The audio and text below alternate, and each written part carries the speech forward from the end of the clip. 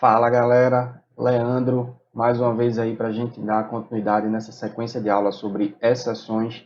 E essa é a última aula da lista de conteúdos que a gente tem para falar sobre exceções.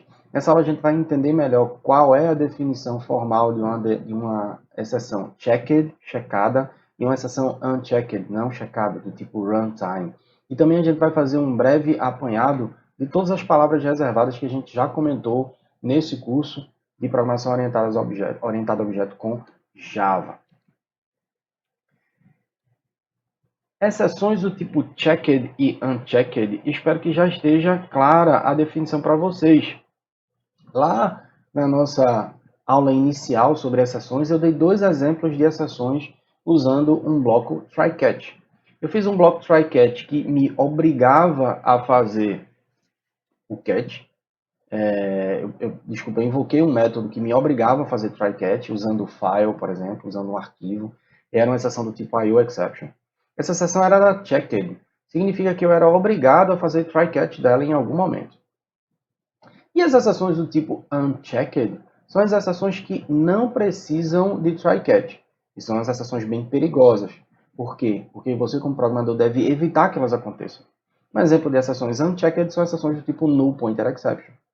Imagine que null pointer exception fosse uma exceção checked, ou seja, eu precisasse, além de declarar na definição dos métodos, ou seja, fazer um throws lá, eu precisaria fazer um try-catch em toda vez que ela pudesse ocorrer.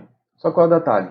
A exceção do tipo null pointer exception ela pode ocorrer literalmente em todo e qualquer método em Java. Se você está manipulando objetos, algum deles pode ser nulo. Ou seja, qualquer método precisaria ter em sua assinatura o throws null pointer exception. E todo e qualquer pedaço de código que executasse alguma coisa precisaria ter um try-catch null pointer exception. Não faz muito sentido.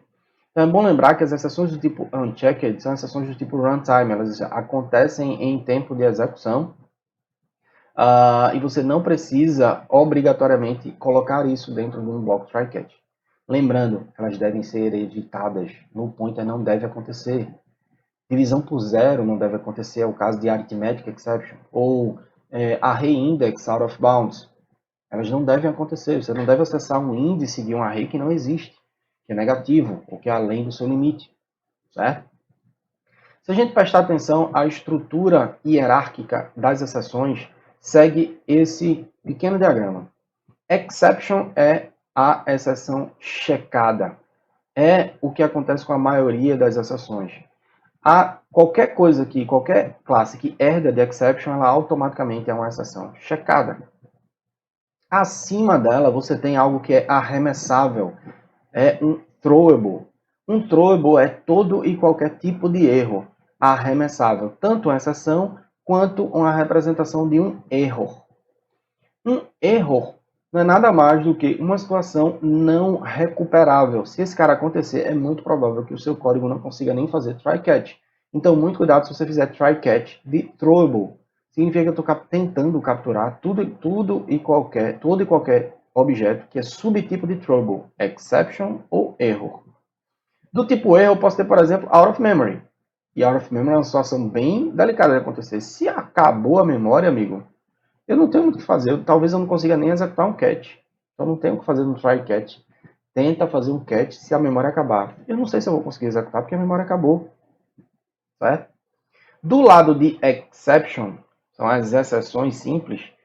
Toda e qualquer exceção que herda diretamente de exception, ela é checked. É o caso de IO exception. IO exception é checked. Então, se algum método pode levantar IO exception, eu tenho que obrigatoriamente fazer try catch ou propagar a exceção. Abaixo de exception existe um tipo específico chamado de runtime exception. Esse runtime exception, o que é que ele faz? Ele permite que você levante uma exceção sem necessariamente declarar na assinatura do método, nem necessariamente tratar com try-catch. Exemplos: null pointer exception, arithmetic exception, divisão por zero, input mismatch exception. Lembra que a gente tratou lá na nossa aula inicial sobre exceções? A gente fez um try-catch dele. É possível fazer try-catch dele, mas a ideia é você evitar que ele ocorra. O detalhe é como você passa o controle para o usuário pode digitar qualquer coisa realmente.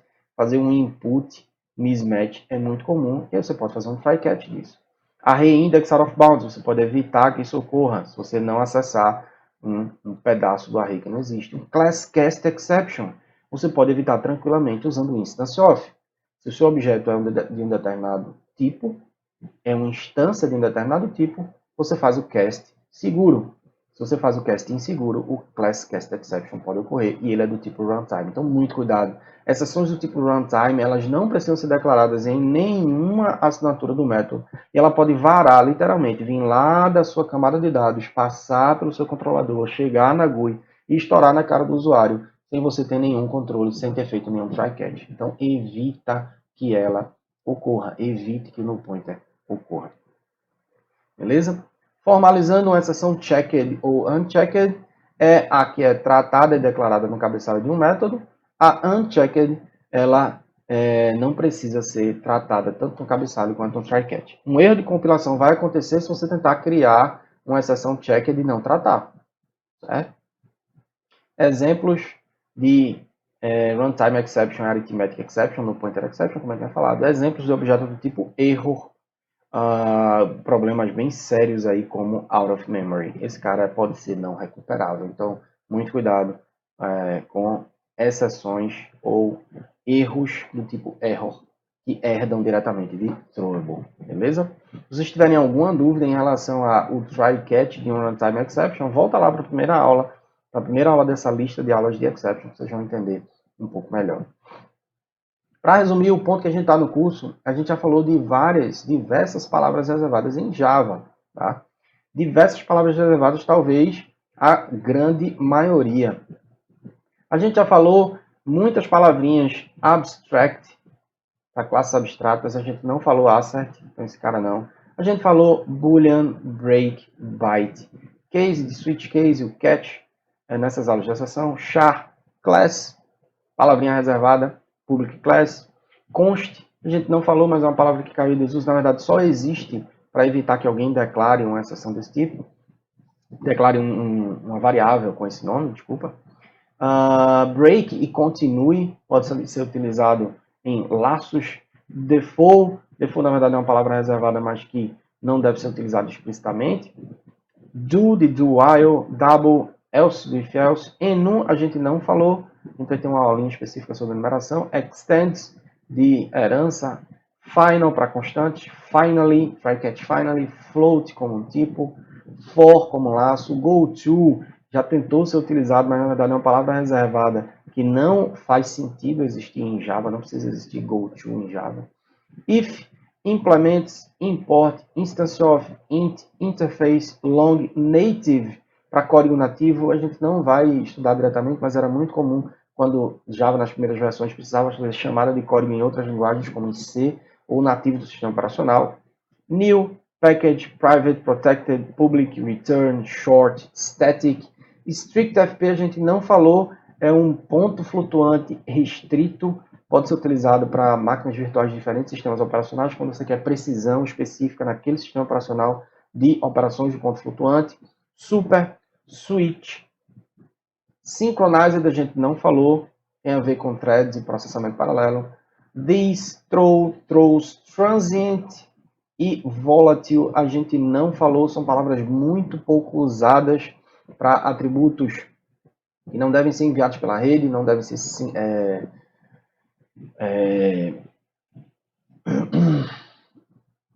eles não devem ser serializable, não devem ser do tipo serializable, eles não podem ser serializáveis para passar pela rede, não podem ser transformados em byte.